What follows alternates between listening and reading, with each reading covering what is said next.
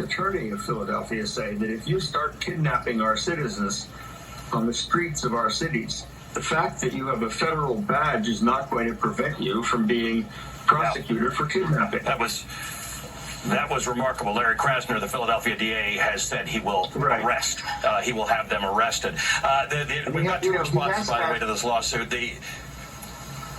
Let me read you these two responses. The interim executive director of the ACLU of Oregon has said about this Oregon ruling that you were talking about, while the decision in the state's lawsuit is disappointing, federal agents should not for a minute think their unconstitutional actions will go unanswered.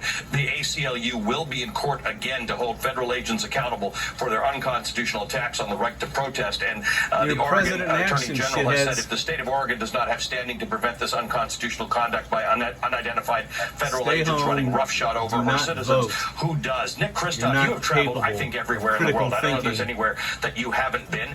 I've been looking at these scenes of American cities since the night after George Floyd died. If you and I were in other countries reporting on this thing, we would be reporting on authorities that are silencing dissent, that are targeting, in some cases, journalists who are not letting observers look at what's going on. Well, I've never in America, and certainly I haven't seen video in America of anything like this since the 60s. Dumbo in charge. We haven't Dumbass motherfucker. we see this in other parts of the world, not in America usually. Yeah, that's right. I mean, I've used my gas mask in all kinds of countries around the world covering, democratic movements.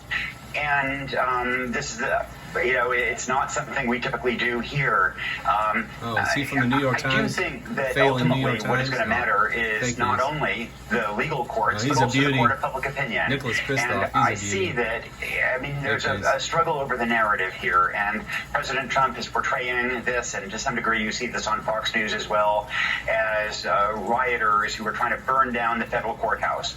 And I think that ultimately truth will prevail. And look, there are some people who are violent in those protests, and I think they undermine the cause. But there are people who start fires, who throw things at the federal officers. But overwhelmingly, the protesters are peaceful. Overwhelmingly, the risk of injury and the nature of the violence comes from these federal troops, and I don't know what else to call them, but troops. If this was in any other country, we would call them troops.